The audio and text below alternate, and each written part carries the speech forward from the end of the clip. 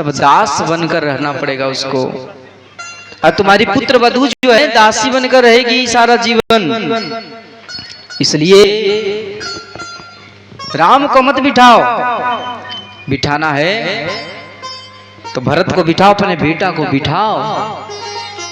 कैकेयी माता बोली, रे मंथरा, राम कौन है?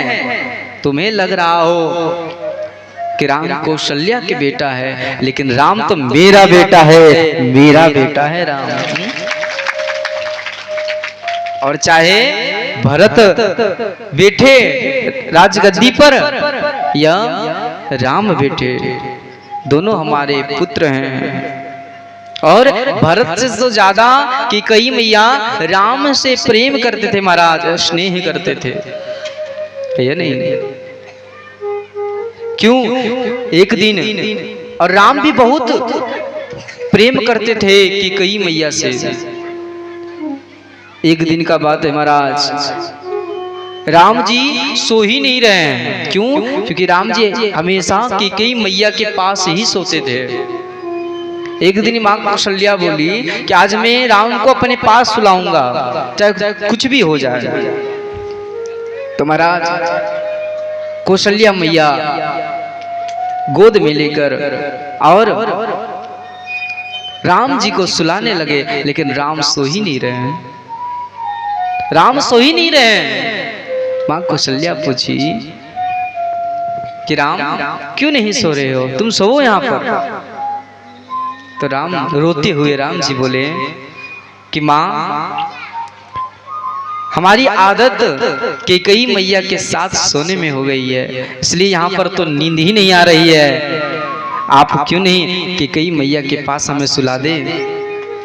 आप अगर सुला देंगे ना तो हमें ठीक नींद आ जाएगी। देखिए इतना प्रेम है महाराज माँ कैकेयी मैया से, भगवान श्री रामचंद्र जी इतना प्रेम करते हैं। फिर माँ कौशल्या बोली, अरे तू तो वास्तव में सच में तुम हमारा बेटा नहीं हो, सच में तुम कैकेयी का बेटा हो।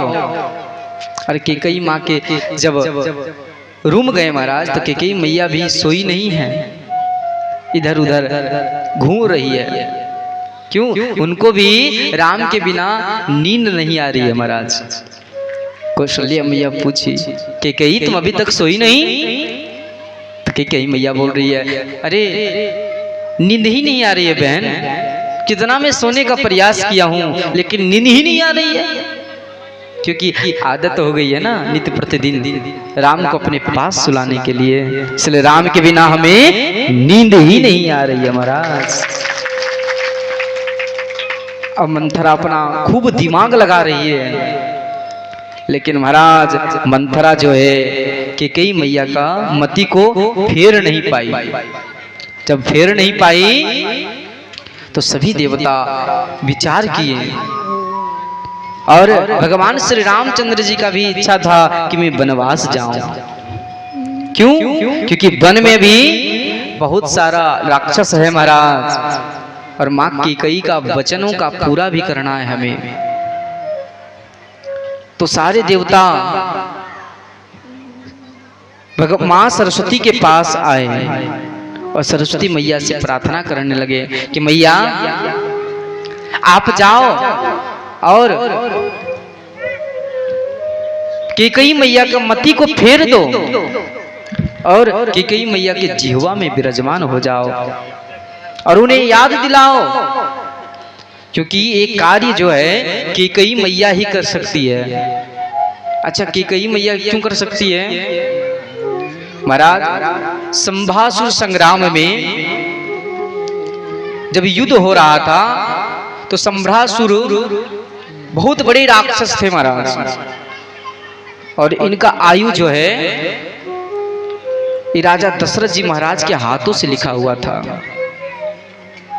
तो सभी लोग अयोध्या आए और राजा दशरथ जी महाराज से निवेदन करने लगे कि महाराज आप आओ और संभासुर से युद्ध करके संभासुर को मारो, क्योंकि आपके हाथों से ही इनका वध लिखा हुआ है।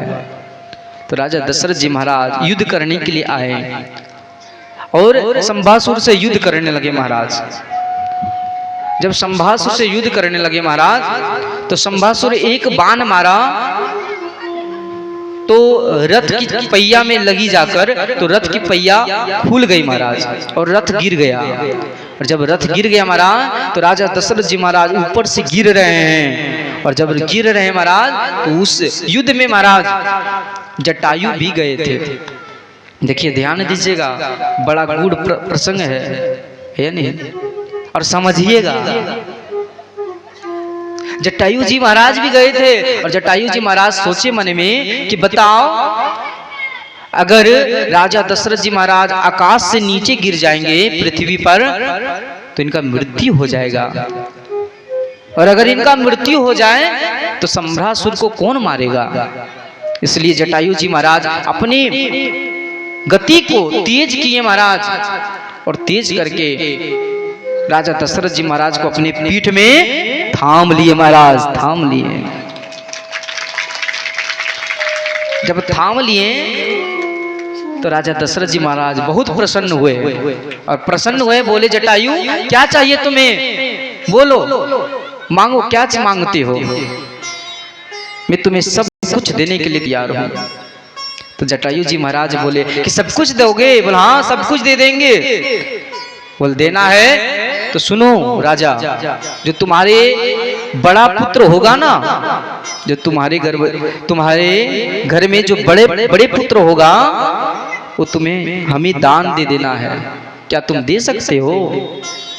तो राजा दशरथ जी महाराज के घर में उस समय महाराज पुत्र नहीं हुआ था। तो राजा दशरथ जी महाराज बोले अच्छा हमारे घर में पुत्र भी होगा। तो जटायु को वचन दिए, तो ठीक है जटायु, मैं जो भी मेरा घर में बड़ा संतान होगा मैं तुम्हें दान में दे दूंगा।